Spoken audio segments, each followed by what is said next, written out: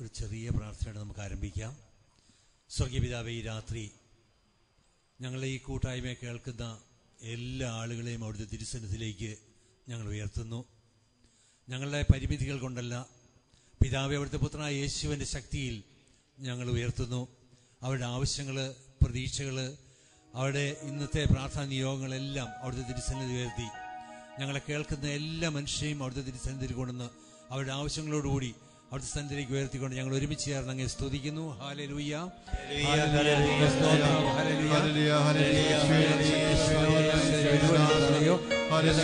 തിന്മയുടെ ശക്തികളെ യേശുവിന്റെ നാമത്തിൽ ബന്ധിച്ച് യേശുവിന്റെ പാദങ്ങളിലേക്ക് വന്നിരിക്കുന്നു. ഹല്ലേലൂയ, ദൈവസ്തുതി, ദൈവസ്തോത്രം, ദൈവസ്തുതി. അമ്മേ മാതാവേ, അവിടുന്ന് ഞങ്ങൾക്ക് തുണയും മധ്യവർത്തിയും മധ്യസ്ഥയുമായിരിക്കണമേ. നന്മ പറഞ്ഞ മറിയമേ സ്വസ്തി, കർത്താവ് അങ്ങയോടുകൂടെ സ്ത്രീകളുടെ പരിശുദ്ധ മറിയമേ തമ്പുരാന്റെ അമ്മേ, പാപികളായ ഞങ്ങൾക്ക് വേണ്ടി എപ്പോഴും ഞങ്ങളുടെ മരണസമയത്തും തമ്പുരാനോട് അപേക്ഷിക്കണമേ. Praise the Lord. ഈ രാത്രി നമുക്ക് നോയമ്പിന്റെ പ്രത്യേകതയെക്കുറിച്ച് അച്ഛൻ പറഞ്ഞു. നോയമ്പ് അല്ലെങ്കിലും എനിക്ക് തോന്നുന്ന ക്രിസ്തീയത, പ്രത്യേകിച്ച് സഭ, ഒരു വർഷത്തിൻ്റെ 3-1 ദിവസങ്ങൾ നോയമ്പിനും നമ്മളെ തന്നെ ക്രമീകരിക്കാനും വേണ്ടി എല്ലാം ഒരുക്കിയിരിക്കുക. അതതിൻ്റെ പൂർണ്ണതയിൽ ഉൾക്കൊള്ളാൻ നമുക്ക് കഴിയുന്നില്ല. അത് മാത്രമല്ല, നമ്മുടെ പ്രാർത്ഥന പോലെ തന്നെ നമ്മുടെ റിപ്പീറ്റിംഗ് മെക്കാനിസം കുറേ അധികം നമ്മളെ കീഴ്പ്പെടുത്തുകയും ചെയ്തിട്ടുണ്ട്. അത് മുഖവരിയായിട്ട് പറഞ്ഞുകൊണ്ട് ഞാൻ എൻ്റെ വിഷയത്തിലേക്ക് കടക്കുന്നതിന് മുമ്പ് വിശ്വാസത്തെക്കുറിച്ച് ഒരൊറ്റ ഖണ്ഡിക, ഫ്രാൻസിസ് മാർപ്പാപ്പയുടെ വാക്കുകൾ, ഇത് നിങ്ങളുടെ ഹൃദയത്തിൽ പതിപ്പിച്ചുറപ്പിക്കണം. നിങ്ങൾ ഈ രാത്രി ചിന്തിക്കണം. നിങ്ങൾ വീട്ടിൽ പോകുമ്പോഴൊക്കെ ഇത് ആലോചിച്ചുകൊണ്ട് പോകണം. ഫ്രാൻസിസ് മാർപ്പാപ്പ വിശ്വാസത്തെക്കുറിച്ച് പറഞ്ഞിരിക്കുന്നത്, വിശ്വാസം എന്നത് ദൈവപിതാവ് ഉന്നതങ്ങളിൽ നിന്ന് ഓരോ വ്യക്തിക്കും പ്രത്യേക വിധത്തിൽ ചൊരിഞ്ഞു കൊടുക്കുന്ന വെളിച്ചമാണ് വിശ്വാസം എന്ന് പറയുക. 2, അതേ ഖണ്ഡികയിലെ വിശ്വാസ വെളിച്ചം എന്ന ചാക്രി ലേഖനത്തിന്റെ 1-ാം അധ്യായത്തിന്റെ 3-ാം ഖണ്ഡികയിലെ പറയാണ്, ഫ്രാൻസിസ് പാപ്പ പറയാണ്, വിശ്വാസം എന്നത് കഴിഞ്ഞ കാലഘട്ടങ്ങളിൽ നിന്ന് എന്ന് പറഞ്ഞാൽ നമ്മുടെ നിരവധിയായ ജീവിതാനുഭവങ്ങളിൽ നിന്ന് നമ്മളിലേക്ക് തിരിച്ചു വരുന്ന, നമ്മളിലേക്ക് ഊറിക്കൂടുന്ന, നമ്മുടെ അനുഭവങ്ങളിൽ നമുക്ക് പകർന്നു കിട്ടുന്ന വെളിച്ചമാണ് വിശ്വാസം എന്ന് പറയുക. 3-ാമത് പറയുക, യേശു ക്രിസ്തു എന്നുള്ള സത്യമാണ് വിശ്വാസം. 4-ാമത് പുള്ളി ചേർത്ത് വയ്ക്കുക, യേശു മരിച്ച് ഉത്ഥാനം ചെയ്ത് തിരിച്ചു വന്നതുകൊണ്ട്, ഉത്ഥാനത്തെക്കുറിച്ചുള്ള വലിയ പ്രതീക്ഷ ഉള്ളതുകൊണ്ട്, എല്ലാ നമ്മുടെ മാനുഷികമായ ചിന്തകൾക്ക് ഉപരിയായിട്ട് വലിയ പ്രത്യാശ, നിത്യതയെക്കുറിച്ചുള്ള പ്രത്യാശ നമുക്കുള്ളതുകൊണ്ട് ആ വെളിച്ചമാണ് വിശ്വാസം എന്ന് പറയുക. 5-ാമത് ഇതെല്ലാം കൂടി ക്രോഡീകരിച്ചിട്ട് ഫ്രാൻസിസ് മാപ്പ പറയുകയാണ്, ഇതിലെല്ലാം ഉപരി കൂട്ടായ്മയാകുന്ന, അനേക മനുഷ്യർ ഒരുമിച്ച് ചേർന്നുള്ള കൂട്ടായ്മയാകുന്ന ആ പ്രത്യേകതയിൽ നിന്ന് ഉരുത്തിരിയുന്ന വെളിച്ചമാണ് വിശ്വാസം. അതുകൊണ്ട് ഈ കാര്യങ്ങളൊന്ന് മനസ്സിലാക്കുക. ഓരോ വ്യക്തിയും വിശ്വാസത്തിന് വേണ്ടി ഒന്ന് പ്രാർത്ഥിച്ചുകൊണ്ട് തന്നെ ഇരിക്കുക. വിശ്വാസമാണ് പരമപ്രധാന കാര്യം. വിശ്വാസത്താലാണ് നമ്മളൊക്കെ രക്ഷപ്പെടുന്നത്. വിശ്വാസത്താലാണ് നമ്മളിവിടെ വന്നിരിക്കുന്നത്. നമ്മുടെ മുന്നിലുള്ള കാര്യങ്ങളെല്ലാം നമ്മൾ കാണുന്നത് വിശ്വാസത്താലാണ്. അത് ഓർക്കുക. ഇത് പറയുമ്പോഴത്തേക്ക് ഒരു കാര്യം നിങ്ങളുടെ മുമ്പിൽ ചേർത്ത് വയ്ക്കുക. 1 കൊറിന്ത്യർ 1-ാം അധ്യായത്തിന്റെ 24-ാം വചനം ഇപ്രകാരം പറയുക, Jesus crucified the power and wisdom of God. ക്രൂശിതനായ മിശിഹ ദൈവത്തിൻ്റെ ജ്ഞാനവും ദൈവത്തിൻ്റെ ശക്തിയും. അതും നിങ്ങളുടെ മനസ്സിൽ സൂക്ഷിക്കണം. നമ്മൾ ഈ പഴയ നിയമത്തിൻ്റെ അങ്ങോട്ട് പോകുമ്പോഴത്തേക്ക് ദൈവത്തെ ഭീതിജനമായിട്ടാണ് കണ്ടിരിക്കുക. നിങ്ങൾക്കറിയാലോ, ലോകത്തിലെ മനുഷ്യവംശത്തിൽ ജനിച്ചു വീണതിൽ ഏറ്റവും കൂടുതൽ സുഖം അനുഭവിച്ച ആളുകൾ ആദ്യമാവുകയോ. ദുഃഖമില്ല, മുറവിളിയില്ല, കണ്ണീരില്ല, സങ്കടമില്ല, ഇല്ലായ്മകളില്ല, കഷ്ടതയില്ല, യാതൊരു വിധത്തിലും അസ്വസ്ഥയില്ലാണ്ട് സുഖശീതളയിൽ അവരെല്ലാം നിറഞ്ഞവരായിട്ട് അതിൻ്റെ പൂർണ്ണതയിൽ വളർന്ന് ചുണ്ടോട് ചുണ്ടൊരച്ച് ഒരുമിച്ച് വളർന്നു വന്ന ആളുകളാണ്. പോരാഞ്ഞതിന് ദൈവം തമ്പുരാൻ സായങ്കാലം വന്ന് അവർക്ക് എത്താൻ മേലാത്ത ഏത് ഗ്രഹങ്ങളിലൂടെ വേണമെങ്കിലും കൊണ്ടുവന്ന് കാണിക്കുകയും ചെയ്യും. അത്രയും സുഖത്തിലാണ് അവർ ജീവിച്ചത്. അത് നഷ്ടപ്പെടുത്തിയപ്പോൾ മുതൽ തുടങ്ങി പ്രശ്നങ്ങൾ. പിന്നെ ഇങ്ങോട്ട് പോരുന്ന ഓരോ തലമുറയും രക്തപ്പുഴകളും ചൊരിച്ചു വയ്ക്കുക. നിങ്ങൾക്കറിയാം എന്തുകൊണ്ടാണെന്ന് ചിന്തിച്ചിട്ടുണ്ടോ? ദാവീദ് രാജാവ് ദേവാലയം പണിയിക്കാഞ്ഞത്? ദാവീദ് രാജാവിന് ശേഷിയില്ലാഞ്ഞിട്ടാ, ശക്തിയില്ലാഞ്ഞിട്ടാ, ആഗ്രഹമില്ലാഞ്ഞിട്ടാണോ? ദാവീദ് രാജാവിന് അവസാനം പറയാണ്, അത്രയധികം രക്തം ഞാൻ ചൊരിഞ്ഞു, അതുകൊണ്ട് ദൈവം എന്നെ അനുവദിക്കുന്നില്ല. തെറ്റായിട്ടുള്ള കാര്യങ്ങൾ ചെയ്തു കൂട്ടിക്കൊണ്ടാണ് പണിയാൻ പറ്റാവുന്നത്. എനിക്ക് എൻ്റെ ഓർമ്മ ശരിയാണെങ്കിൽ 20,000 താലന്ത് സ്വർണവും 20,000 താലന്ത് വെള്ളിയും അതിനനുസരിച്ച് മരങ്ങളും ബാക്കി എല്ലാ കല്ലും ബാക്കി എല്ലാ സാധനങ്ങളും സംഭരിച്ചു വെച്ച രാജാവിന് അത് പണിയാൻ കഴിഞ്ഞില്ല. അപ്പം ദൈവത്തിന്റെ ആലയം, നമ്മൾ അങ്ങനെ കാണുന്ന ഒരു ആലയത്തിന്റെ പണിക്ക് പോലും വ്യക്തി വിശുദ്ധി വളരെ പ്രധാനപ്പെട്ടാണ്. വിശുദ്ധി കൂടാതെ, ഹീബ്രു ലേഖനം പറയുക, വിശുദ്ധി കൂടാതെ ദൈവത്തെ ദർശിക്കാനാവില്ല. എന്താ വിശുദ്ധി എന്ന് പറഞ്ഞാൽ? മനുഷ്യനിലെ അശുദ്ധി എന്താ? മനുഷ്യനിലെ അശുദ്ധി അവന്റെ വെറുപ്പ്, വിദ്വേഷം, കോപം, പാപം, ഇങ്ങനത്തെ കാര്യങ്ങളാണ്. അതുകൊണ്ട് വിശുദ്ധി കൂടാതെ ദൈവത്തെ ദർശിക്കാനാവില്ല. എനിക്ക് നിങ്ങൾക്കും ദൈവത്തെ കാണണമെങ്കിൽ വിശുദ്ധി കൂടിയേ കഴിയൂ. അതിന്റെ പരിശ്രമത്തെ നമ്മളൊക്കെ, ഈ കൂട്ടായ്മകളൊക്കെ, ഇവരൊക്കെ ഉദ്ദേശിക്കുന്നതും ഇവരൊക്കെ കാര്യങ്ങൾ ചെയ്യുന്നതും ഞാനും നിങ്ങളും വിശുദ്ധി പ്രാപിച്ച് നമ്മുടെ ഉന്നതത്തിലേക്ക് തന്നെ എത്തണം. ഒരു കാഴ്ചപ്പാടും കൂടെ നിങ്ങളുടെ മുമ്പിൽ ഇടുക. നിങ്ങൾക്കറിയാലോ, നമ്മളാരും ആരുടെയെങ്കിലും പ്രത്യേക ഒരു ഇതുകൊണ്ടൊന്നും ജനിച്ചതൊന്നുമല്ല. ദൈവം തമ്പുരാന്റെ കൈകളിൽ നിന്ന് മുത്തുകളായിരുന്നു നമ്മൾ ഓരോരുത്തരും. സമയത്തിന്റെ പൂർണ്ണതയിൽ ദൈവം തമ്പുരാന്റെ കൈകളിൽ നിന്ന് തിളങ്ങുന്ന മുത്തുകളായ നമ്മൾ സമയത്തിന്റെ പൂർണ്ണതയിൽ ഒരു മാതാപിതാക്കളുടെ ബന്ധത്തിലൂടെ ഒരു ഗർഭാശയത്തിലേക്ക് നിക്ഷേപിക്കപ്പെടുക ചെയ്തത്. അതവിടെ വളർന്നു വരുമ്പോഴത്തേക്ക് തന്നെ അമ്മയുടെ വലിയ ബന്ധത്തിൽ അതിന്റെ പ്ലാസന്റെ അതിനെ ചുറ്റി നിന്ന അത് ജനിച്ച് ഇങ്ങോട്ട് വീണപ്പോഴത്തേക്ക് പുറത്തേക്ക് വന്നപ്പോഴത്തേക്ക് രണ്ടും തമ്മിൽ കണക്ട് ചെയ്തിരുന്ന ആ സാധനം മാന്യമായിട്ട് സംസ്കരിച്ച് നമ്മൾ വളർന്നു പോരുക. കിടന്ന്, ഇരുന്ന്, നടന്ന്, വളർന്ന് 50, 30, 80, 100 വർഷം ജീവിച്ച് അവസാനം ഈ ശരീരം നമ്മൾ ഇവിടെ തന്നെ സംസ്കരിച്ചിട്ട് വീണ്ടും തിരിച്ച് അങ്ങോട്ട് പോന്നു. നമ്മൾ വീണ്ടും എവിടെ നിന്ന് വന്നോ അങ്ങോട്ടാണ് പോകുന്നത്. ഒരു സംശയം അക്കാര്യത്തിൽ വേണ്ട. ഞാൻ പറഞ്ഞ മനുഷ്യന്റെ ഈ ചക്രം നിങ്ങളുടെ മനസ്സിൽ ഓർമ്മയുണ്ടാവണം. നമ്മൾ തിരിച്ചങ്ങോട്ട് തന്നെ പോകുന്നത്. ഇവിടെ നമുക്ക് കിട്ടിയ 50 വർഷമോ 30 വർഷമോ 80 വർഷമോ എത്ര സന്തോഷകരമായി ജീവിക്കാമെന്ന് കഴിയുന്നോ അതാണ് നമ്മുടെ അടുത്ത ജീവിതത്തിലെ അസറ്റ്. ഇവിടെ നമ്മളെ സന്തോഷകരമായിട്ടാണ് ജീവിച്ചാൽ നിശ്ചയമായിട്ട് നമുക്ക് അവിടെയും സുഖകരമായ അന്തരീക്ഷമാണ്. ദൈവം സ്നേഹമാണ്. നമ്മൾ പഠിച്ചത് തന്നെയാണ്. നമ്മൾ ജീവിതത്തിൽ സ്നേഹിച്ചാൽ ജീവിക്കുന്നെങ്കിൽ അത് മാത്രം മതി, വേറൊന്നും നമുക്ക് ആവശ്യമില്ല. ഒരു നിയമം നമ്മളെ ബാധിക്കില്ല. പണ്ട് ഒരുപാട് നിയമങ്ങൾ, ഡ്യൂട്ടോണമി, നിയമാവർത്തന പുസ്തകങ്ങൾ വായിക്കുമ്പോഴത്തേക്ക് കാണാം ഇസ്രായേൽ ജനങ്ങൾ ഇന്നും അന്നും അതേപോലെ തന്നെയാണ്. ഒരു സ്ഥാപനത്തിലൊക്കെ എത്രയോ കൃത്യതയോടുകൂടിയാണ് ജീവിക്കുക. ഈശോ വന്നപ്പോഴത്തേക്ക് ആ കാര്യങ്ങളൊക്കെ മാറ്റി, ഇല്ലേ, നമുക്കൊരു പുതിയ അറിവാണ്. ക്ഷമിക്കണം, അങ്ങനത്തെ കാര്യങ്ങളൊക്കെയാണ് പറഞ്ഞത്. മത്തായി സുവിശേഷം 5-ാം അധ്യായത്തിൽ വരുമ്പോഴത്തേക്ക് നമുക്ക് കാണാം 21-ാം വാക്യം വരുമ്പോഴത്തേക്ക് ഓർമ്മയുണ്ടാവും. നിങ്ങളുടെ മനസ്സിൽ ആ വാക്യങ്ങളൊക്കെ അത് പല പ്രാവശ്യം റിപ്പീറ്റ് ചെയ്യേണ്ട ആവശ്യമില്ലാത്തതുകൊണ്ട് എന്നാലും ഞാൻ ഓർപ്പിക്കുക. നീ ബലിപീഠത്തിൽ കാഴ്ചയർപ്പിക്കുമ്പോൾ നിന്റെ സഹോദരൻ എന്തോടും വിരോധമുണ്ടെന്ന് നീ ചോർത്താൽ ബലിവസ്തു അവിടെ വെച്ചിട്ട് ആദ്യം പോയി സഹോദരനോട് രമ്യതപ്പെടുക.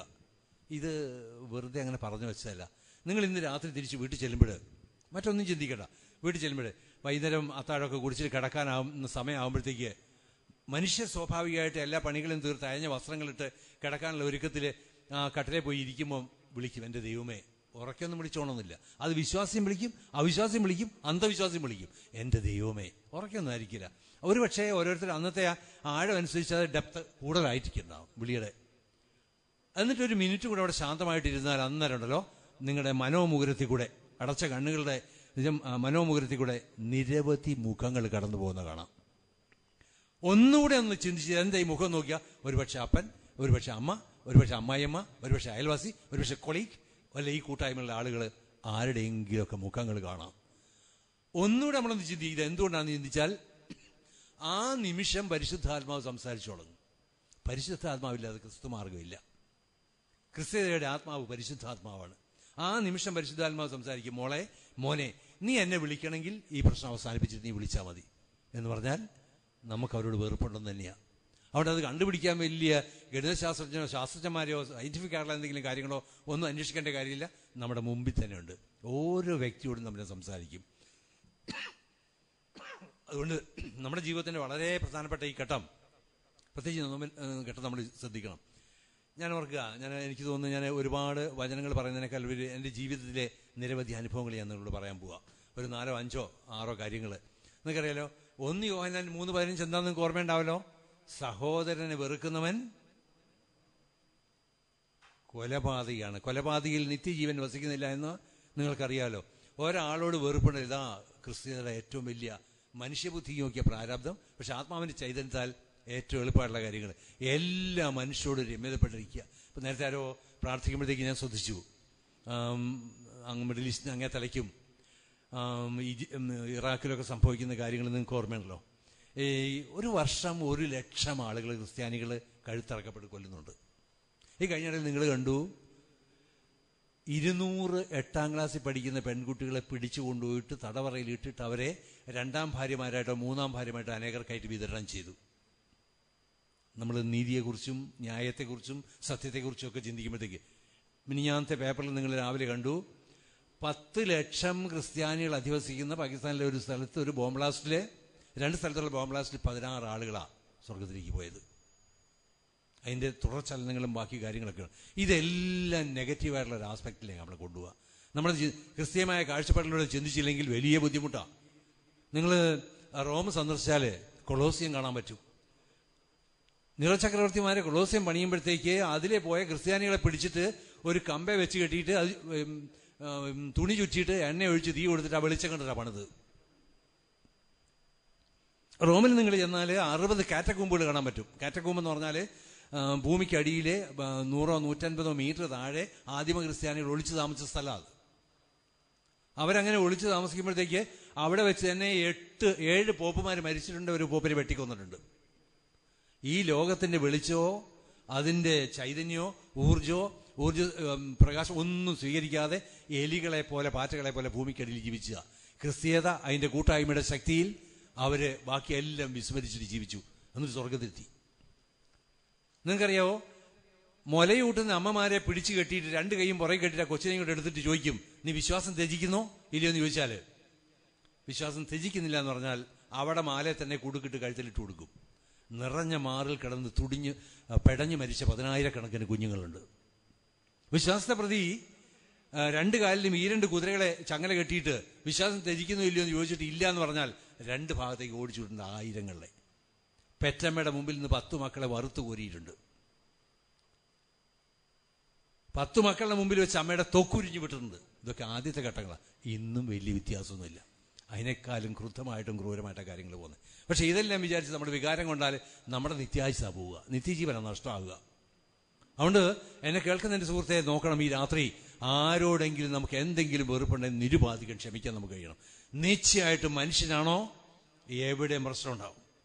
നമ്മൾ വിചാരിച്ച പോലായിരിക്കും നമ്മുടെ അപ്പം പെരുമാറുന്നത്, നമ്മൾ വിചാരിച്ച പോലല്ല നമ്മുടെ അമ്മ പെരുമാറുന്നത്, നമ്മൾ വിചാരിച്ച പോലല്ല നമ്മുടെ സഹോദരൻ പെരുമാറുന്നത്, നമ്മൾ വിചാരിച്ച പോലല്ല നമ്മുടെ ഭാര്യ പെരുമാറുന്നത്. വലിയ കാര്യമായിട്ട് വളർത്തിയ മക്കളും നമ്മൾ പറയുന്നതിലായിരിക്കില്ല കേൾക്കുക.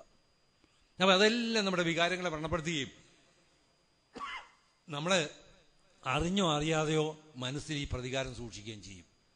അത് നമ്മളെ നിത്യനാശത്തിലേക്ക് കൊണ്ടെത്തിക്കുകയും ചെയ്യും. അതുകൊണ്ട് ശ്രദ്ധിക്കണമേ, ഈശോയുടെ വാക്കുകൾ. മരിക്കുന്ന നിങ്ങൾക്കറിയാലോ, ഈശോ മര്യാദയ്ക്ക് കട്ടിലെ കിടന്നൊന്നുമല്ല മരിച്ചത്. ഏത് ലെവലിലാണ് മരിച്ചത്? ശരീരത്തിൽ 1 സെന്റിമീറ്റർ സ്ഥലം പോലിലാണ് നുറുക്കപ്പെട്ടിട്ടാണ് കൊല്ലപ്പെടുന്നത്. ഈശോയുടെ വാക്ക്, ഇവർ ചെയ്യുന്നത് എന്തെന്ന് ഇവരറിയുന്നില്ല, ഇവരോട് ക്ഷമിക്കണമെന്ന് പിതാവിനോട് പറഞ്ഞിട്ടാണ് വന്നത്. അതിൽ 1.5 അടി 2 അടിയും കൂടെ മുന്നോട്ട് പോയി സ്തെഫനോസ്, ആദ്യത്തെ രക്തസാക്ഷിയാണ്. ആദ്യത്തെ രക്തസാക്ഷി. അദ്ദേഹം കൊല്ലപ്പെടുന്നത് ജെറുസലേം ദേവാലയത്തിന് 5 കവാടങ്ങളിൽ സുന്ദര കവാടത്തിന്റെ മുമ്പിൽ വെച്ചിട്ട് കല്ലെറിയപ്പെട്ടാണ് കൊല്ലുന്നത്. കല്ലെറിഞ്ഞാണ് കൊല്ലപ്പെടുന്നത്. അപ്പം എറിഞ്ഞു കൊല്ലുമ്പോഴത്തേക്ക് ഇവിടെ നിന്ന് തന്നെ, ഭൂമിയിൽ നിന്ന് തന്നെ സ്വർഗം കണ്ട ആളാണ് സ്തെഫനോസ് എന്ന്. അന്നേരം അത് കണ്ടപ്പോഴത്തേക്കുള്ളോ അദ്ദേഹത്തിന് തോന്നി, എന്തൊരു നന്മയായി മനുഷ്യൻ ചെയ്യുന്നേ. എറിഞ്ഞോളാൻ പറഞ്ഞു, വേഗം എറിഞ്ഞോളാൻ പറഞ്ഞു. എന്നുവെച്ചാൽ അതിനേക്കാൾ വലുതൊന്നും കിട്ടാനില്ലല്ലോ. പ്രപഞ്ചത്തിൽ കിട്ടാവുന്ന ഏറ്റവും വലിയ സുഖം ഇവിടെ വെച്ച് എന്നെ കണ്ടെത്തുമ്പോഴത്തേക്ക് എറിഞ്ഞു കൊന്നു ഭയങ്കര സന്തോഷമായി. എന്നിട്ട് ഒരു പ്രാർത്ഥനയും കൂടെ, അപ്പസ്തോല പ്രവർത്തനങ്ങൾ 7:60 ഇപ്രകാരം നമ്മൾ വായിക്കുക, ഈ കുറ്റം ഇവരുടെ മേൽ ആരോപിക്കുക പോലും അരുതേ. ശ്രദ്ധിക്കണമേ, ഇതാ ക്രിസ്ത്യയുടെ അടിവേര്. ഇത് കണ്ടിട്ടാണ് കൂട്ടായ്മ കണ്ടിട്ട് ആളുകളൊക്കെ ഒരുമിച്ച് കൂടിയത്. ഞാൻ നമ്മുടെ പണം കണ്ടിട്ടില്ല, നമ്മുടെ ബിൽഡിംഗ് കണ്ടിട്ടില്ല, നമ്മുടെ കൊഴുപ്പ് കണ്ടിട്ടില്ല. പ്രത്യേകത ഈ നിഷ്കളങ്ക സ്നേഹം, ദൈവത്തോടുള്ള വലിയ അടുപ്പം, മനുഷ്യരുടെ വലിയ വിശാലത, ആരുപദ്രവിച്ചാലും ക്ഷമിക്കുന്ന, പൊറുക്കുന്ന, മറക്കുന്ന സ്വഭാവം. നമുക്ക് 3 ഡയമെൻഷനുകളിൽ വെറുപ്പ് നമുക്ക് വരാം. നമുക്ക് ഒരാൾക്ക് ഇച്ചിരി സൗന്ദര്യം കുറവാണെങ്കിൽ അതിൻ്റെ ഉത്തരവാദി ആരാ? ദൈവം. ദൈവം എന്നോട് നിരതി ചെയ്തത്. എന്നോട് പല പെൺകുട്ടികളും വന്ന് ചോദിച്ചിട്ടുണ്ട്, എന്തുമാത്രം സുന്ദരികളായി ലോകത്തിലൊക്കെ, എൻ്റെ മൂക്ക് മാത്രം എന്തുകൊണ്ടാണ് ഇങ്ങനെ, എൻ്റെ ചെവി കണ്ടോ ഇങ്ങനെ ഇരിക്കുന്നത്, എൻ്റെ നിറം കണ്ടോ, എന്നെ മാത്രം വെളുപ്പിക്കാൻ പറ്റിയില്ലേ, എൻ്റെ ചുണ്ടിന് മാത്രം എന്താ നിറം കൊടുക്കാഞ്ഞ്. എത്രയോ ആളുകൾ എന്നോട് ചോദിച്ചു. ഞാൻ ഈ കഴിഞ്ഞ 35-36 വർഷത്തെ എൻ്റെ ശുശ്രൂഷ ഘട്ടങ്ങളിൽ നിരവധി രാജ്യങ്ങളിൽ ഞാൻ ഈ വാക്കുകൾ കേട്ടിട്ടുണ്ട്. അനേകർ എന്നോട് വന്ന് ചോദിച്ചിട്ടുണ്ട്, എന്തുമാത്രം പൈസ ദൈവത്തിനടുത്ത് കിടപ്പുണ്ട്. യെശയ്യാ 45:3 നിന്നെ പേര് ചൊല്ലി വിളിച്ച യഹോവയായ കർത്താവ് ഞാനാണെന്ന് നീ അറിയുന്നതിന് അന്ധകാരത്തിൽ നിധികളും രഹസ്യ ധനശേഖരം നിനക്ക് തരും. അങ്ങനെ ഇരിപ്പുണ്ട്, എനിക്ക് തന്നുകൂടെ? ഞാൻ തെണ്ടുക, ഞാൻ കുത്തുവാള കുത്തി, ചെയ്ത എല്ലാം അപകടമായി, എല്ലാം ബുദ്ധിമുട്ടായി, കുറെ വിദ്വേഷ വെറുപ്പ് സമ്പാദിക്കുക മാത്രം എനിക്ക് കിട്ടിയത്. പിന്നെ എന്തുകൊണ്ട് ദൈവം എന്നോട് നീതി കാണിക്കില്ല? അനേക ആളുകൾക്ക് വെറുപ്പ് ആരോടാ? ദൈവത്തോടാ. പിന്നെ എങ്ങനെ കാര്യം ശരിയാന്ന്? രണ്ടാമത്തെ കുറെ ആളുകൾ അവനവനോട് തന്നെ വെറുപ്പ്. ഞാൻ എന്തിനു ജനിച്ചു, എന്നെ കൊണ്ട് എന്ത് കാര്യം, ഞാൻ ചെയ്ത മുഴുവൻ മോശമായിപ്പോയി, എന്നെ ഒന്നിനും കൊള്ളില്ല, ചത്തേക്കാം, അങ്ങനെ വിചാരിക്കുക. അവരങ്ങനെ വെറുപ്പ് സൂക്ഷിക്കുക. വേറെ കുറെ ആളുകൾക്ക് പലരുടെയും നോട്ടം ഇഷ്ടപ്പെടുന്നില്ല, പലരുടെയും നടപ്പ് ഇഷ്ടപ്പെടുന്നില്ല, പലരുടെയും ബിൽഡിംഗ് ഇഷ്ടപ്പെടുന്നില്ല, ഒരു കാര്യം ഇഷ്ടപ്പെടുന്നില്ല. ഞാൻ ഒരു ദിവസം പള്ളിയിൽ പോവുക. എൻ്റെ മുമ്പിൽ 2-3 ലൈനിൽ സ്ത്രീകൾ പോകുന്നുണ്ട്. രണ്ടാമത്തെ മുമ്പിൽ നിൽക്കാൻ തൊട്ടപ്പുറത്തുള്ള ഒരു പെൺകുട്ടിയുടെ തലമുടി കെട്ട, എനിക്ക് തോന്നുന്നു അന്നത്തെ ഘട്ടമായതുകൊണ്ട് അങ്ങനെ ഒന്ന് ഒരു തേങ്ങ എൻ്റെ അത്ര വലിപ്പമുണ്ട് മുടി കെട്ടി ചെയ്യുന്നത്. ഞങ്ങൾ എൻ്റെ കൂടെ 1-2 പേര് ഞങ്ങളെ അഭിപ്രായം, ഗംഭീര തലമുടി ഇന്നത്. അപ്പം അതിൻ്റെ മുമ്പിൽ പോകുന്ന ചേട്ടത്തി പറയുക, അത് വെപ്പുമുടിയായിരിക്കില്ലേടി, പുള്ളിക്കാരത്തേക്ക് അത് സഹിക്കുന്നില്ല, പുള്ളിക്കാരത്തേക്ക് അത് അങ്ങോട്ട് ഉള്ളിൽ കയറാൻ വരുന്നില്ല, അത് ശരിക്കുള്ള മുടിയാൻ സമ്മതിക്കാൻ പോലും തയ്യാറില്ല. കണ്ടോ, നമ്മുടെ എല്ലാ മനസ്സിൽ കുഞ്ഞു കാര്യം മതി ഈർഷ്യ വരാൻ, വെറുപ്പ് വരാൻ, വിദ്വേഷം വരാൻ. നമ്മളൊക്കെ തന്നെ തരാം. എനിക്ക് തോന്നുന്നു ഞാൻ ധ്യാനം കൂടി ആദ്യം ഒന്ന് ക്ഷമിച്ചപ്പോഴത്തേക്ക് 1000-1200 പേരോട് ക്ഷമിക്കാറുണ്ടായിരുന്നു. അന്നാ ലിസ്റ്റ് നോക്കിയത്. അതുവരെ നോക്കിയില്ല, കുംസാരിച്ചെന്ന് വെച്ചാൽ കുംസാരിച്ചു, പക്ഷെ അന്നാ ലിസ്റ്റ് നോക്കിയത്. പരിശോധിച്ചപ്പോഴല്ലേ മനസ്സിലായത്. ഇത് പറഞ്ഞിട്ട് കാര്യമൊന്നുമില്ല. ഞാൻ എൻ്റെ ജീവിതത്തിൽ നിരവധി ഘട്ടങ്ങളിൽ കണ്ട ഒരുപാട് സംഭവങ്ങളുണ്ട്. പക്ഷേ അതിലൊരു 2-3 പോയിന്റുകളിൽ ഉള്ള സമയം കൊണ്ട് നിങ്ങളോട് ഞാൻ പറയുക. ഞങ്ങളുടെ നാട്ടിലൊരു ചെറുപ്പക്കാരൻ, അവൻ്റെ കുടുംബ ചേട്ടാനിമാർ തമ്മിലുള്ള വഴക്കിൽ അവന് കുത്തേറ്റു. കുത്തുന്ന വളരെ ആഴമായ കുത്തേറ്റു, മുറിഞ്ഞ് മുഴുവൻ ബ്ലഡ് ഉള്ളിലേക്ക് പോയി, അവിടെ ക്ലോട്ട് ചെയ്തു. അവനെ മെഡിക്കൽ കോളേജിൽ കൊണ്ടുവന്ന് കഴിഞ്ഞപ്പോഴത്തേക്ക് അവനെ സ്ട്രെച്ചറിൽ കിടത്തിയിട്ട് ഡോക്ടർക്ക് ഈ കാര്യം മനസ്സിലായതുകൊണ്ട് ഇവനെ ഉന്തി തിയേറ്ററിലേക്ക് കൊണ്ടുപോവാ. തിയേറ്ററിലേക്ക് കൊണ്ടുപോകുമ്പോഴത്തേക്ക് ഒരു ഹിന്ദു ഡോക്ടറാണ് അവൻ്റെ അടുത്ത് നിൽക്കുക, അവൻ്റെ പുറകിൽ നിൽക്കുക. അദ്ദേഹം ഇവനോട് നിന്റെ പേരെന്താന്ന് ചോദിച്ചു. അവൻ പേര് പറഞ്ഞു. ആരാ നിന്നോട് ഇത് ചെയ്തെന്ന് ചോദിച്ചു. അപ്പം പറഞ്ഞു, എൻ്റെ സഹോദരൻ തന്നെയാണ്, കസിൻ ബ്രദറാണ് ചെയ്തെന്ന് പറഞ്ഞു. ഡോക്ടറുടെ അടുത്ത ചോദ്യം, നിനക്ക് ജീവിക്കണമെന്ന് ആഗ്രഹമുണ്ടോ? അപ്പം അവൻ്റെ കണ്ണ് നിറഞ്ഞു. ആ സമയത്ത് അവൻ 23 വയസ്സാണ്. കണ്ണ് നിറഞ്ഞു. അപ്പം ആ ഹിന്ദു ഡോക്ടർ പറഞ്ഞു, അവൻ ചോദിച്ചു, നീ എന്തെങ്കിലും പഠിച്ചിട്ടുണ്ട്? ഞാൻ ഡിഗ്രി ചെയ്ത.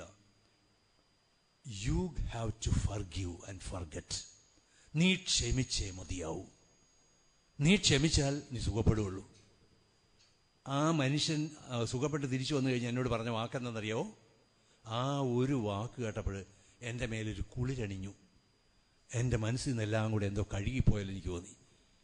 അനക്കാവുന്ന ഒരു കൈ ഞാൻ പൊക്കി ഡോക്ടറോട് പറഞ്ഞു, ഞാൻ ക്ഷമിച്ചിരിക്കുന്നു. അതിനേക്കാളും വലിയൊരു സർജറി ചെയ്തിട്ടാണ് ബ്ലഡ് മുഴുവൻ ക്ലോട്ട് ചെയ്ത് മുഴുവൻ പുറത്തെടുക്കുകയും അനേക മാസങ്ങൾ മെഡിക്കൽ കോളേജിൽ കിടന്നിട്ട് അസുഖം പ്രാപിക്കുകയൊക്കെ ചെയ്ത്. നോക്കണമേ, ക്ഷമിക്കുക വളരെ പ്രധാനപ്പെട്ട കാര്യമാണ്. ഈ ക്രിസ്ത്യത വളരെ പ്രധാനപ്പെട്ട കാര്യമാണ്. Preaching, teaching, healing. സുവിശേഷ പ്രഘോഷണം, ആഴമായ പഠിപ്പിക്കൽ, സൗഖ്യപ്പെടുത്തൽ. ഈശോ വന്നതാ ചെയ്ത്, അപ്പസ്തോലന്മാരതാ ചെയ്ത്, സഭ ഇന്നും അതാ ചെയ്ത്. അതുകൊണ്ട് സുവിശേഷം കേൾക്കുന്ന ആളുകളൊക്കെ സുഖപ്പെടുന്ന ഇതുകൊണ്ടാണ്, ക്ഷമിക്കുന്നതുകൊണ്ടാണ്. ഈശോ പഠിപ്പിച്ചും ഈശോ കാണിച്ചെന്നും കാര്യങ്ങൾ ചെയ്യുന്നുണ്ടാ. ഒരു 23 വർഷം മുമ്പ് ചെറുപ്പക്കാരിയായ ഒരു സിസ്റ്റർ, അന്ന് ലൂക്കേമിയ പിടിച്ച്, ഇന്നത്തെ പോലെ അത്ര ട്രീറ്റ്മെൻ്റ് ഒന്നും അന്നില്ല.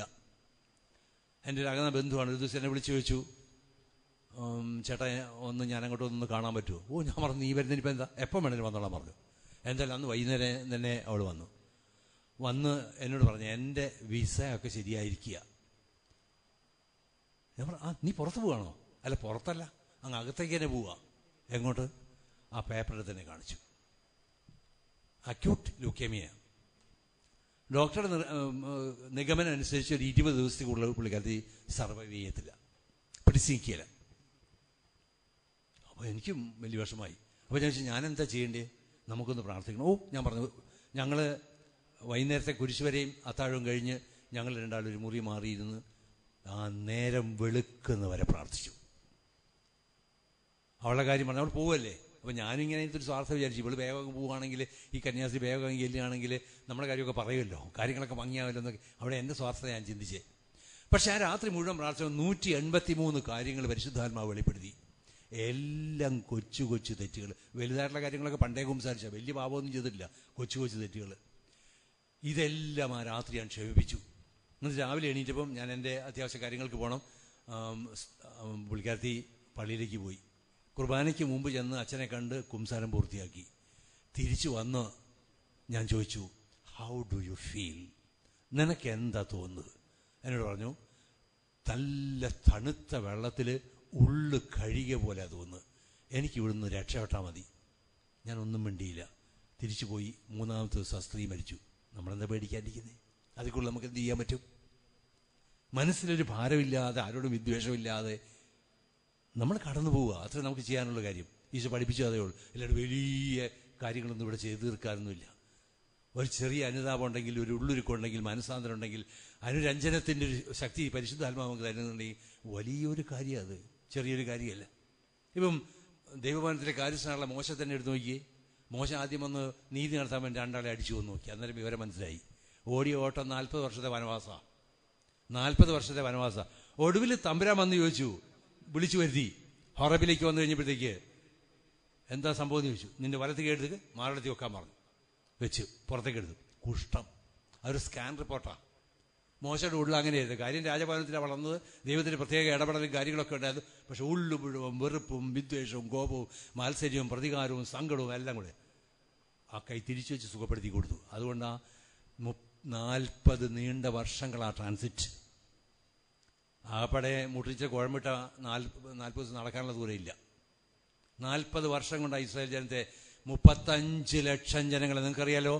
ആ പ്രവാസത്തിൽ ജോസഫ് അവിടെ പോയതൊക്കെ സംഭവം നിങ്ങൾക്ക് ഓർമ്മയുണ്ട്. ആ പ്രവാസത്തിൽ ഈ 400 വർഷം കൊണ്ട് ഇസ്രായേൽ ജനം പെരുകി 35 ലക്ഷമായി. ആ അത്രയും ആളുകളെ ഒരുമിച്ച് കൊണ്ടുവരിക എന്ന് ചിന്തിച്ചു നോക്കിയേ. എന്തുമാത്രം വലിയൊരു സൗഖ്യമുള്ള ഒരാൾക്കേ കൊണ്ടുവരാൻ പറ്റുള്ളൂ. ഞങ്ങളുടെ ഇടവപ്പള്ളിയിൽ നിന്ന് പണ്ട് വേളാങ്കണ്ണിയിലേക്ക് അച്ഛൻ 50 പേരെയും കൊണ്ട് പോയി. കോയമ്പത്തൂർ ചെന്നപ്പോൾ 2 പേരെ കാണുന്നില്ല. വേളാങ്കണ്ണി ചെന്നപ്പോൾ 4 പേരെ കാണുന്നില്ല. കള്ള് ഷാപ്പ് കണ്ടോ വിളക്കിപ്പോയി. വേറെ എന്തോ കണ്ടപ്പോൾ അവിടെ ഇറങ്ങിപ്പോയി. പിന്നെ ആൾ മിച്ചമില്ല. ഇത് 35 ലക്ഷം ജനങ്ങളെ കൊണ്ട് അതിക്രൂദ്ധന്മാരും ക്രൂരന്മാരുള്ള ആളുകളെ എന്തുമാത്രം വലിയ. സംഖ്യയുടെ പുസ്തകം 12-ാം അധ്യായം 3-ാം വാക്യം എഴുതി വെച്ചിരിക്കുക എങ്ങനെയാണ്? ഇപ്രകാരം അത് വായിക്കുക നമ്മൾ. ഭൂമുഖത്തെ ഏറ്റവും സൗമ്യനായ വ്യക്തിയായിരുന്നു മോശ. ഭൂമുഖം കണ്ടതിൽ ഏറ്റവും സൗമ്യൻ. ഇത്രയും ജനങ്ങളെ, അതിൻ്റെ ഭാരങ്ങൾ ഇപ്പോൾ ഉമ്മൻചാണ്ടിയൊക്കെ സഹിക്കുന്ന കാണുന്നില്ലേ? ഇതിനെ മുകളിൽ മോദിയും കയറിയിരുന്നപ്പോൾ എന്തുമാത്രം ഇതായിരുന്നു. പക്ഷെ സഹിക്കുന്ന കാണില്ലേ? താങ്ങാൻ വലിയ പാടാ. നമുക്കിപ്പോൾ 40 വയസ്സാകുമ്പോഴത്തേക്ക് ഹൈ പ്രഷർ ആയില്ലേ? അത്ര ആണോ? അതിന് മുമ്പേ തുടങ്ങിയ കാര്യങ്ങൾ. ഡയബറ്റിക്കായി. ഇപ്പം എന്തോ രാജകീയ രോഗാന്ന് കണ്ട ആളുകളൊക്കെ കൊണ്ടുപോകുന്നു. പണ്ട് TB രാജാവിനൊക്കെ പിടിക്കുന്ന രോഗാന്ന് വിചാരിച്ചാൽ അന്ന് ആഘോഷിച്ച പോലെ ഇപ്പം ഈ എന്ന് പറഞ്ഞാൽ നമ്മുടെ ശരീരം നമ്മൾ തന്നെ കൊന്നു എന്നർത്ഥം. നമ്മുടെ വെറുപ്പും നമ്മുടെ വിദ്വേഷവും നമ്മുടെ ക്രൂരതയും നമ്മുടെ ക്രോധവും നമ്മളെ അത്തോതിലെത്തിച്ചു എന്നുള്ള. ഒന്ന് ക്ഷമിച്ചാൽ, നേരത്തെ ആരോടെ സ്തുതി പറഞ്ഞപ്പോഴത്തേക്ക് 46-ാം സങ്കീർത്തനം 10-ാം വാക്യം പറഞ്ഞിട്ട് ശാന്തമാകുക. കൊടുങ്കാറ്റിൽ ദൈവമില്ല, ഇടിമൊഴുകത്ത് ദൈവമില്ല, എർത്ത് ക്വാക്കിൽ ദൈവമില്ല. ദൈവം മന്ദമാരുതനില്ല, ശാന്തതയില്ല. അതുകൊണ്ട് ഈ കാര്യങ്ങളൊക്കെ കേൾക്കുമ്പോഴത്തേക്ക് ഈ രാത്രി നിങ്ങൾ പോയിട്ട് ക്ഷമിക്കാനുള്ള എല്ലാ വ്യക്തികളും ക്ഷമിക്കണം. ഞാൻ ഓർക്കുന്നൊരു സംഭവം കൂടെ ഞാൻ പറയാം. ഞാൻ ജർമ്മനിയിൽ ശുശ്രൂഷ ചെയ്യുമ്പോൾ സാധാരണ എനിക്ക് അവിടെ കുടുംബം വരാറില്ല. എനിക്ക് കുറച്ച് മണ്ഡലത്തിന് അവിടെ നിന്ന് പറ്റുകയും ചെയ്തു. ആരെങ്കിലും 40-50 വയസ്സുള്ള സ്ത്രീയെ കാണുമ്പോൾ ഞാൻ ചോദിക്കും, എത്ര കുട്ടികളുണ്ട്? I have no children. അപ്പം കല്യാണം കഴിച്ചേ? എന്നിട്ട് അവിടെ ചോദിക്കുക, എന്തിന് കല്യാണം കഴിക്കണം? അവിടെ അങ്ങനെ ഏർപ്പാടൊന്നുമില്ല. അപ്പം എന്തിനാലും ഒരു ദിവസം ഒരു ഭാര്യയും ഭർത്താവും 2 കുഞ്ഞുങ്ങളും കൂടെ വന്നു. എനിക്ക് ഭയങ്കര സന്തോഷമായി. അങ്ങനെ ഒരു കുടുംബത്തെ കണ്ടെത്തിയല്ലോ എന്ന് വിചാരിച്ചിട്ട്. അപ്പം അച്ഛൻ എന്നോട് പറഞ്ഞു, ആ സ്ത്രീക്ക് ഭയങ്കര ക്രോണിക് ആസ്മയാണ്, നീ കൊണ്ടുവന്ന് പ്രാർത്ഥിക്കുക എന്ന്. അപ്പം ഞാൻ പുള്ളിക്കാരത്തെ വിളിച്ചകത്തിരുന്ന് മറ്റവരെല്ലാം പുറത്തിരുന്ന് സംസാരിക്കുക. അങ്ങനെ എനിക്ക് കിട്ടിയ ബോധ്യം അനുസരിച്ച്, ദൈവം തന്ന ചെറിയ ദൂതനുസരിച്ച് ഞാൻ പല കാര്യങ്ങളും അവരോട് ചോദിച്ചു. ഒടുവിൽ ചോദിച്ചു വന്നപ്പോൾ ഒരു സംഭവം അവരുടെ ജീവിതത്തിൽ ഞാൻ ചോദിച്ചു. 13 വയസ്സ് മുതൽ 16 വയസ്സ് വരെ ഉള്ള ഘട്ടങ്ങളിൽ രക്തബന്ധത്തിൽപ്പെട്ട ആരെങ്കിലും നിന്നെ സെക്ഷലി ലൈംഗികമായിട്ട് ദുരുപയോഗം ചെയ്തിട്ടുണ്ടോ? അതായിരുന്നു എൻ്റെ ചോദ്യം. ആ ചോദ്യം പോയി അസ്ത്രം പോലെ അവളുടെ വയറ്റിൽ ചെന്നുകൊണ്ടു, ഹൃദയത്തിൽ ചെന്നുകൊണ്ടു, മനസ്സിൻ്റെ മുഴുവൻ കോണുകളിലേക്കും ഇരച്ചു കയറി. അവളെന്നോട് ചൂടായി. ഞാനത് ഒരു കണക്കിന് അതേപോലെ ഫ്രീ സെക്സ് ഉള്ള സ്ഥലത്ത് ഇങ്ങനത്തെ ചോദ്യങ്ങൾ ചോദിക്കുക എന്ന് പറഞ്ഞാൽ തന്നെ മണ്ടത്തരാണ്. പക്ഷെ എന്ത് തന്നെയായാലും ആ സ്ത്രീ അത് പറയാൻ മടിച്ചു. കുറേ നേരം എടുത്തു, സമയമെടുത്തു. ഒടുവിൽ സ്വന്തം പിതാവാന്ന് പറയുമ്പോൾ, സ്വന്തം പിതാവാണ് ചെയ്തെന്ന് പറയുമ്പോഴത്തേക്ക് ഞാനത് ഇത് തന്നെ പറഞ്ഞു, മോളെ ക്ഷമിക്കാതെ, പൊറുക്കാതെ, മറക്കാതെ നിനക്ക് വിടുതലില്ല. ഇല്ല, നീ ഈ രോഗത്തിൽ മരിക്കും. അവൾ പറഞ്ഞാൽ ചത്തോട്ടെ തോന്നും. എന്നാലും ഞാൻ ആ മനുഷ്യനോട് ക്ഷമിക്കാനെന്ന് പറഞ്ഞു. പക്ഷെ എന്തിനേലും ആ പ്രാർത്ഥനയുടെ ഘട്ടങ്ങളിൽ ദൈവം അവിടുത്തെ പരിശുദ്ധാത്മാവ് ഈ സ്ത്രീയുടെ കാര്യത്തിൽ ഇടപെട്ടു. ഒടുവിൽ മണിക്കൂറുകൾ കടന്നു പോന്നു. എങ്കിൽ ആ സ്ത്രീ എന്നോട് എൻ്റെ കൈ പിടിച്ചിട്ട് പറഞ്ഞു, ഈശോയുടെ നാമത്തിൽ എൻ്റെ അപ്പന് ഞാൻ മാപ്പ് കൊടുക്കാം. അയാൾ ഇന്നും നന്നായിട്ടില്ല. എൻ്റെ അമ്മയെ വിട്ടിട്ട് 4ാമത്തെ സ്ത്രീയുടെ കൂടെ അപ്പോൾ താമസിക്കുന്നത്. ഞാൻ പറഞ്ഞു, അങ്ങോട്ട് നോക്കണ്ട, അങ്ങനെ പല കാര്യങ്ങളും നിനക്ക് ക്ഷമിക്കാൻ പറ്റുമോ എങ്കിൽ നീ ക്ഷമിക്കാന്നൊക്കെ പറഞ്ഞെങ്കിലും അതിൻ്റെ എത്രയും വർഷങ്ങൾ സൂക്ഷിച്ച 10-23 വർഷം സൂക്ഷിച്ച ഈ ക്ഷമ, ഈ വെറുപ്പ്, ഈ വിദ്വേഷ, ഈ ക്രോധം ഒരുമിച്ച് പൊട്ടി വന്നപ്പോഴത്തേക്ക് ഞാൻ ഓർത്തു മൊത്തം തീർന്നു പണിയെന്ന് വിചാരിച്ചു. അത് വായങ്ങ് പൊളിച്ചു. ഇല്ല തന്നെ ശ്വാസം മുട്ടലാണ്, അതിലൂടെ എല്ലാം ബ്ലോക്കായി മൊത്തം. എന്തൊക്കെയോ ഒച്ച വേള കേട്ടോ. അവർ പുറമേയുള്ള ആളുകളൊക്കെ അകത്തേക്ക് കയറിയപ്പോൾ ഞാൻ പറഞ്ഞു, ആരും വരണ്ട, ബി പേഷ്യൻറ്റ്, കാത്തിരിക്കുക എന്ന് പറഞ്ഞു. അന്നേരം ഞാൻ പറഞ്ഞു, മോളെ, ഇത് ക്ഷമിക്കാതെ നിന്റെ അസുഖം മാറുകയില്ല. നീ വെറുതെ നിന്റെ ജീവിതം തകർത്ത് കഴിയും. നിനക്ക് അവൾ പറഞ്ഞത്, എൻ്റെ ഭർത്താവിനെ ശുശ്രൂഷിക്കാൻ എനിക്ക് കഴിഞ്ഞില്ല, എൻ്റെ മക്കളെ ശുശ്രൂഷിക്കാൻ കഴിഞ്ഞില്ല, അവർക്ക് ഭക്ഷണം പോലും ഉണ്ടാക്കി കൊടുക്കാൻ എനിക്ക് കഴിഞ്ഞില്ല. എൻ്റെ ഭർത്താവ് എത്ര നല്ലവനാണ്, എന്നിട്ട് എനിക്ക് വേണ്ടി എല്ലാ കാര്യങ്ങളും അവൻ ചെയ്തില്ല, ഒരു കാര്യവും ചെയ്ത് കൊടുക്കാണ്ട് ഞാൻ മരിക്കേണ്ടി വരുന്നു. അതൊക്കെ നീ പറഞ്ഞല്ലോ, അവൻ ക്ഷമിക്കണമെന്ന്. ഒടുവിൽ അവൾ നിരുപാധികം മാപ്പ് കൊടുക്കുന്നുണ്ട്. 2 കൈകൾ ഉയർത്തി, ഒന്ന് ഇളകി കുലുങ്ങി,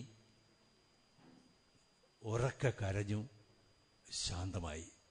ഈ കഴിഞ്ഞ വർഷം എന്നെ വിളിച്ചായിരുന്നു. ഇപ്പം 13 വർഷം കഴിഞ്ഞത്.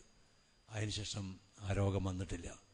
അതുകൊണ്ട് നമ്മുടെ ജീവിതത്തിൻ്റെ, നമ്മുടെ ക്ഷതങ്ങളുടെ, നമ്മുടെ പ്രതിസന്ധികളുടെ ഉത്തരവാദിത്വം നമ്മൾ തന്നെയാണ്. നമ്മൾ ചെയ്യേണ്ട ഏക ചെറിയ കാര്യം ഇത് മാത്രമേ ഉള്ളൂ. അതുകൊണ്ട് നമ്മളത് പ്രത്യേകം നോക്കുക. റോമാലേഖനത്തിൻ്റെ 7-ാം അധ്യായത്തിൽ 15 വാക്യങ്ങൾ വരുമ്പോഴത്തേക്ക് നിങ്ങൾക്ക് കാണാൻ പറ്റും, ഞാൻ ചെയ്യുന്ന പ്രവൃത്തികൾ തന്നെ എനിക്ക് മനസ്സിലാകുന്നില്ല എന്ന് പറഞ്ഞാൽ എന്താണെന്നറിയോ? നമ്മൾ ഇൻബിൽറ്റാണ്, നമ്മുടെ ഉള്ളിൽ ഇത് ഉണ്ടാക്കി വെച്ചിരിക്കുക. ഈ വെറുപ്പും വിദ്വേഷവും ക്രോധവും കോപവും നമ്മളിങ്ങനെ ഉണ്ടാക്കി വെച്ചിരിക്കുക. അതുകൊണ്ട് അത് എടുത്തു മാറ്റാതെ, അത് പൊളിച്ചു മാറ്റാതെ, അതിൽ നിന്ന് വിടുതൽ കിട്ടാതെ പരിശുദ്ധാത്മാവിന് ശക്തിയില്ലാണ്ട് നമുക്കൊന്നും ചെയ്യാൻ കഴിയില്ല. അതുകൊണ്ട് നമ്മൾ എന്തുമാത്രം കൊന്ത ചൊല്ലിയാലും, എന്തുമാത്രം പ്രാർത്ഥന ചൊല്ലിയാലും, എന്തുമാത്രം ഇരുന്നാലും ഈ വെറുപ്പാണ് നമ്മൾ മനസ്സിൽ വയ്ക്കുന്നെങ്കിൽ നമുക്കൊരു കാരണവശാലും മുന്നോട്ട് പോകാൻ പറ്റില്ല. ഇന്ന് നോക്കിയേ, ഗ്രഹാം സ്റ്റീവൻസിൻ്റെ കാര്യം നിങ്ങൾക്ക് ഓർമ്മയില്ലേ? ചുട്ടു കൊന്നിട്ട് അദ്ദേഹത്തിൻ്റെ ഭാര്യ എന്താ പറഞ്ഞത്? വേദനയും വിഷമമൊക്കെ ഉണ്ട്, പക്ഷെ എങ്കിലും എൻ്റെ ഭർത്താവിനെയും കുഞ്ഞിനെയും കൊന്നതിന് യേശുവിൻ്റെ നാമത്തിൽ ഞാൻ മാപ്പ് കൊടുക്കുന്നു. ഗാന്ധിജിയെ പണ്ടൊരാൾ ബൂട്ടിട്ട് ചവിട്ടിയാത്തൊരു സായിപ്പ്.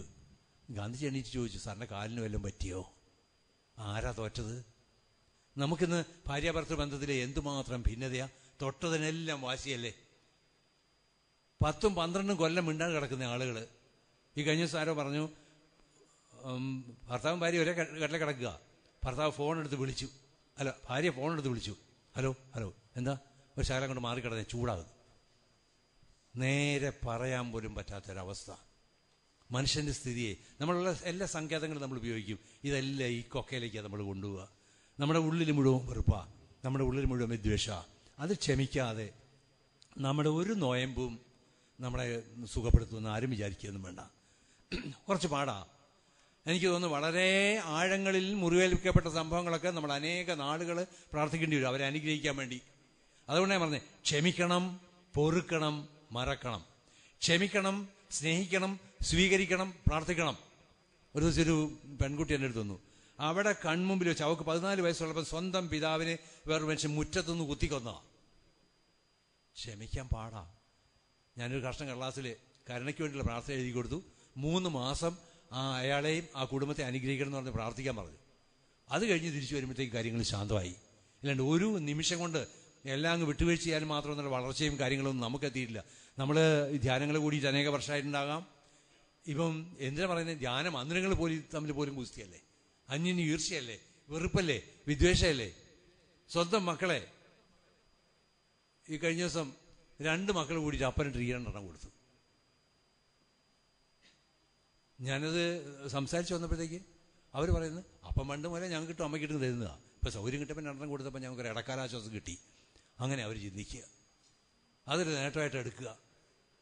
നമ്മളെങ്ങോട്ടാണ് പോകുന്നത് നമ്മൾ ചിന്തിക്കുന്നില്ല. അതുകൊണ്ട് അടുത്ത തലമുറയ്ക്കും കൂടി നമ്മൾ പഠിപ്പിച്ചു കൊടുക്കുക. ഇപ്പോഴത്തെ കുഞ്ഞുങ്ങൾ എനിക്ക് തോന്നുന്നത് നല്ല ബുദ്ധിയുള്ള കുഞ്ഞുങ്ങളാണ്. നമ്മൾ ചിന്തിക്കുന്നതിനേക്കാൾ എത്രയോ കൂടുതൽ കാര്യങ്ങൾ ചിന്തിക്കുന്ന കുട്ടികളാണ്. അപ്പം അവർക്ക് നമ്മൾ ഈ സ്നേഹിക്കുന്ന പരിശീലനം കൊടുത്തില്ലെങ്കിൽ, ഞാനൊരു കാര്യവും കൂടെ ഓർപ്പിക്കുക, ഇതിൻ്റെ ഒരു പോസിറ്റീവായിട്ടുള്ള കാര്യം. ഈ കഴിഞ്ഞ ഇടയിൽ ഒരു പെൺകുട്ടി കല്യാണം ആയില്ല, പ്രാർത്ഥിക്കണം എന്ന് പറഞ്ഞ് എൻ്റെ അടുത്ത് വന്നു. എൻ്റെ അടുത്ത് പ്രാർത്ഥിക്കാൻ വേണ്ടി വന്നു. അപ്പം ഞാൻ ചോദിച്ചു, മോളെ എങ്ങനത്തെ ഒരു ചെറുക്കനെയാണ് നിനക്ക് കിട്ടേണ്ടതെന്ന് ഞാൻ ചോദിച്ചു. ഒട്ടുമുക്കാലും പറയുക, മോഹൻലാലിനെ പോലെയോ മമ്മൂട്ടിയെ പോലെയോ ദിലീപിനെ പോലെയോ അങ്ങനെയൊക്കെയാണ് പറയുക. പക്ഷേ ഇവൾ പറഞ്ഞതെന്നറിയോ, ചാച്ചനും അമ്മച്ചിയും കൂടെ സ്നേഹിച്ച പോലെ സ്നേഹിക്കാൻ പറ്റിയ ഒരാളെ കിട്ടിയാൽ മതി. ശരിക്കും റിയലി ത്രിൽഡ്, എൻ്റെ ഉള്ളിൽ കുളിരിട്ട് പോയി. ഞാൻ അന്നേരം വിചാരിച്ചു, ഈ പെണ്ണെ കിട്ടുന്ന ആൾ ചെറുക്കൻ ഭാഗ്യവാനാണ്, അവൻ ശരിക്കും അവൻ ജീവിക്കാനുള്ള ഉണ്ടത്. അപ്പം അങ്ങനെ ജീവിക്കുന്ന ആളുകൾ ഇന്ന് ഭൂമിയിലുണ്ട്. അതുകൊണ്ട് എന്നെ കേൾക്കുന്ന എൻ്റെ സുഹൃത്തെ ഈ രാത്രി പോയി ചിന്തിക്കണം, എന്ത് വിട്ടുവീഴ്ച ചെയ്തിട്ട് എൻ്റെ ഭാര്യ എനിക്ക് കൂടുതൽ സ്നേഹിക്കാം, എങ്ങനെ ക്ഷമിക്കാം, എൻ്റെ മക്കളോട് ക്ഷമിക്കാം, അപ്പൻ വീതം കുറച്ചു എങ്ങനെ ക്ഷമിക്കാം, അപ്പം കുടിച്ച് തകർത്താ പോട്ടെ, നിരുപാധി എങ്ങനെ ക്ഷമിക്കാൻ പറ്റും. ഒരു ഓട്ടോക്കാരൻ 15 രൂപ പറ്റിച്ചു, പോട്ടെ, അവൻ കൊണ്ടുപോട്ടെ, അത് എന്താ നമുക്ക് വിട്ടുകൊടുക്കാൻ പറ്റാത്തത്. ഒരാൾ വഴിക്കുന്ന 2 തെറി വിളിച്ചു, പോട്ടെ, നമുക്ക് പോട്ടെ. ഈ കഴിഞ്ഞിടയിൽ ഞാൻ എൻ്റെ ഒരു സുഹൃത്തിനെ മാത്യുസ് ആശാരോമലച്ചൻ്റെ അടുത്ത് വിട്ടു, SP അവൻ സൂപ്രണ്ട് ഓഫ് പോലീസ് CBIയിൽ. അവൻ തിരിച്ചു വന്നപ്പോൾ എന്നോട് പറഞ്ഞു, എടാ നീ എന്നെ പറഞ്ഞയച്ചാൽ എനിക്ക് വലിയ ഗുണമൊന്നുമില്ല, പക്ഷെ ഒരു കാര്യം എനിക്ക് ഇഷ്ടപ്പെട്ടു. അച്ഛൻ പറഞ്ഞു, പോട്ടെ പോകുന്നവൻ പോട്ടെ നോക്കാൻ പഠിക്കണമെന്ന്. പോട്ടെ പോകുന്നവൻ പോട്ടെ നോക്കാൻ പഠിക്കണം എന്ന് പറഞ്ഞാൽ ധ്യാനിക്കാൻ പോകുന്ന ആളുകൾ കാര്യങ്ങളെല്ലാം പോട്ടെ, എല്ലാം പോട്ടെ, എല്ലാം അത് നമുക്ക് വിടാൻ പറ്റണം. നമ്മുടെ മനസ്സിൽ ഈ ക്രൂരതയും എന്തെങ്കിലും എന്ന് പറയുമ്പോൾ, നിങ്ങളുടെ കുടുംബക്കാർ വലിയ ആളാ ഭാര്യ, അപ്പോൾ പിന്നെ നിന്റെ കുടുംബക്കാർ വലിയ ഞങ്ങൾക്കറിയാമല്ലേ, അങ്ങോട്ടും ഇങ്ങോട്ടും ഈ കോല വെക്കുന്നതിൽ പാര വെക്കുന്നതിൽ അതിൻ്റെ ഉള്ളിൽ കിടക്കുന്ന പ്രതികാരമല്ലേ, വിദ്വേഷമല്ലേ, കോപമല്ലേ, മാത്സര്യമല്ലേ, പിന്നെന്താ കാര്യമിരിക്കുന്നത്? അതുകൊണ്ട് നമ്മൾ ആളുകളെയൊക്കെ ജഡ്ജ് ചെയ്യുന്നത് നമ്മുടെ മുഖം കാണാണ്ട, മറ്റുള്ളവരുടെ മുഖം. നമ്മളാരും നമ്മുടെ മുഖം കണ്ടിട്ടില്ലല്ലോ. കോൺകേവ് ആണ് ലെൻസെങ്കിൽ അങ്ങനെ കാണും, കോൺവാക്സ് ആണെങ്കിൽ അങ്ങനെ കാണും. കാണുന്ന മറ്റുള്ളവരുടെ മുഖം കാണും, അത് അവരെ വിധിച്ചേക്കും. അവരുടെ ചുണ്ട് ശരിയില്ല, കണ്ണ് ശരിയില്ല, നാക്ക് ശരിയില്ല, നടപ്പ് ശരിയില്ല, മുഴുവൻ വെറുപ്പാണ് നമ്മൾ വരിക. യഥാർത്ഥം നമ്മളൊന്ന് ഇരുന്ന് പരിശോധിച്ചാൽ, നമ്മളിരുന്ന് ചിന്തിച്ചാൽ, നമ്മളൊന്ന് കഴുകി മാറ്റിയാൽ നമ്മൾ സുഖം പ്രാപിക്കും. നമ്മൾ വലിയൊരു അവസ്ഥയിലേക്ക് നമ്മൾ ഉയരും. നമ്മുടെ ജീവിതം അങ്ങേയറ്റം ഭംഗിയാകുകയും ചെയ്തു. കായൻ്റെ പതനം നമുക്ക് ഓർമ്മയുണ്ട്. ലാമക്കിൻ്റെ വന്നപ്പോഴത്തേക്ക് അതിൻ്റെ 10,000 മടങ്ങായി. 7 ഇരട്ടിയായാലും അതിനേക്കാളും 10,000 മടങ്ങായി. പഴയ നിയമത്തിൽ നമ്മളത് കാണുക. ക്രിസ്ത്യാനികൾ ആദ്യം ജീവിച്ചതും ഈ ഒരു സെറ്റപ്പ് ഉണ്ടാക്കിയതും ക്ഷമിച്ചു തന്നെയാണ്, പൊറുത്ത് തന്നെയാണ്, മറന്ന് തന്നെയാണ്. ക്ഷമിക്കണം, സ്നേഹിക്കണം, സ്വീകരിക്കണം, പ്രാർത്ഥിക്കണം.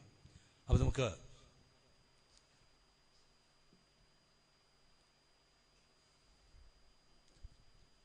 നമുക്ക് കഴിയുമെങ്കിലും ഇവിടെയുള്ള ആളുകളൊന്നും എണീറ്റിരിക്കുക, ബാക്കി ദൂരെ നിന്ന് കേൾക്കുന്ന ആളുകൾ ഇത് നമുക്കൊരു നിമിഷം ഇതൊന്ന് തമ്പുരാൻ സന്നിധിയിൽ കൊണ്ടുവന്ന്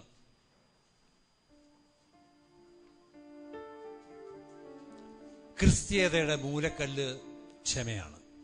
ക്രിസ്തീയതയുടെ മൂലക്കല്ല് ക്ഷമയാണ്. അത് നിങ്ങളുടെ മനസ്സിൽ നിങ്ങളൊന്ന് ആഴത്തിൽ കുഴിച്ചിടുക. മത്തായിയുടെ സുവിശേഷം 18-ാം അധ്യായത്തിൽ 21-ാം വാക്യം വരുമ്പോഴത്തേക്ക് യഹൂദ നിയമമനുസരിച്ച് ശിശുമാർ ചോദ്യം ചോദിച്ചു, എത്ര പ്രാവശ്യം ക്ഷമിക്കണം? യേശുവിൻ്റെ വാക്ക് 770 എന്ന് പറഞ്ഞാൽ എത്ര വേണമെങ്കിലും ക്ഷമിക്കണം. ഞാൻ കൂട്ടിച്ചേർക്കുന്നു, ക്ഷമിക്കണം, പൊറുക്കണം, മറക്കണം. നമ്മളെ സാമ്പത്തികമായിട്ട് വഞ്ചിച്ച ആളുകളുണ്ടാകാം, അഭിമാനം മരണപ്പെടുത്തിയ ആളുകളുണ്ടാകാം, ചാരിത്രം ഹനിച്ച ആളുകളുണ്ടാകാം, തന്നിഷ്ടം പോലെ നടന്ന് നമ്മുടെ കുടുംബം നശിപ്പിച്ച ആളുകളുണ്ടാകാം, കുടുംബത്തിന് വലിയ അപവാദം വരുത്തിയ ആളുകളുണ്ടാകാം, നമ്മുടെ സൽപ്പേര് കളങ്കപ്പെടുത്തി അപവാദം പറഞ്ഞു വരുത്തി നൊമ്പരപ്പെടുത്തിയ ആളുകളുണ്ടാകാം, ഭാര്യ അനുസരിക്കാത്ത ആളായിരിക്കാം, ഭർത്താവ് ഒരു കാര്യം പറഞ്ഞാൽ അങ്ങോട്ട് കേൾക്കാത്ത ആളായിരിക്കാം. നമ്മുടെ ജീവിതത്തിൽ നിരവധി കാര്യങ്ങൾ കാണാം. ഒന്ന് കണ്ണുകൾ അടയ്ക്കുക, ആരോടൊക്കെ ക്ഷമിക്കാണ്ടെന്ന് നോക്കുക. സ്വർഗീയപിതാവേ, അവിടുത്തെ പുത്രനായ യേശുവിന്റെ നാമത്തിൽ ഈ രാത്രി ഞങ്ങളെ കേൾക്കുന്ന ആളുകളെ ഞങ്ങൾ അങ്ങേ സന്നിധിയിലേക്ക് ഉയർത്തുന്നു. ഈശോ അങ്ങ് വന്ന് പഠിപ്പിച്ചത് ഞങ്ങളെ ഉപദ്രവിച്ച എല്ലാ ആളുകളും ക്ഷമിക്കാനും അവരെ സ്വീകരിക്കാനുമാണ്, അവരെ സ്നേഹിക്കാനാണ്. സഹോദരനെ വെറുക്കുന്നവൻ കൊലപാതകയാണെന്ന് യോഹന്നാൻ ശ്രീയ പറയുമ്പോൾ കൊലപാതകയിൽ നിത്യജീവൻ വസിക്കുന്നില്ല എന്ന വാക്കുകൂടി ഞങ്ങൾ ഓർക്കുന്നു. സ്വർഗത്തിൽ നിന്ന് പുറപ്പെട്ട് മാതാപിതാക്കളിലൂടെ ഭൂമിയിലേക്ക് വന്ന് ഇവിടെ ഉപേക്ഷിച്ച് തിരിച്ചു പോകുന്ന, സ്വർഗത്തിലേക്ക് പോകുന്ന ഞങ്ങള് പ്രതിസന്ധികളില്ലാതെ, വിദ്വേഷമില്ലാതെ, പ്രതികാരമില്ലാതെ എല്ലാവരോടും ക്ഷമിച്ച് എല്ലാവരെയും അനുഗ്രഹിച്ച് കടന്നു പോവാൻ ഞങ്ങളെ സഹായിക്കണമേ. ഇവിടെയുള്ള ഹ്രസ്വമായ ജീവിതം ദൈവമേ സ്നേഹത്തിൽ വ്യാപരിക്കാൻ, സ്നേഹത്തിലായിരിക്കാൻ, ആരൊക്കെ നൊമ്പരപ്പെടുത്തിയാലും അവിടുത്തെ മനോഭാവത്തോട് ചേർന്ന് നിന്ന് വിശ്വാസത്താൽ എല്ലാം കടന്നു പോകാൻ ഞങ്ങളെ അവിടുന്ന് സഹായിക്കണമേ. ദൈവമേ ഞങ്ങളുടെ വിശ്വാസം വർദ്ധിപ്പിക്കണമേ. ക്ഷമിക്കാനുള്ള ഞങ്ങളുടെ ശക്തിയും കഴിവും 10 മടങ്ങ് അവിടുന്ന് വർദ്ധിപ്പിച്ചു തരണമേ. ഉപദ്രവിച്ച എല്ലാവരെയും അനുഗ്രഹിക്കാൻ അവിടെ ഞങ്ങളെ പഠിപ്പിക്കണമേ. ഞങ്ങളാൽ ഉപദ്രവിക്കപ്പെട്ട എല്ലാ മനുഷ്യരോടും ഞങ്ങൾ ഈ രാത്രി മാപ്പ് ചോദിക്കുന്നു. ദൈവമേ, വാക്കുകൊണ്ടും നാക്കുകൊണ്ടും പ്രവൃത്തി കൊണ്ടും അനേകരെ ഞങ്ങൾ ഉപദ്രവിച്ചിട്ടുണ്ട്.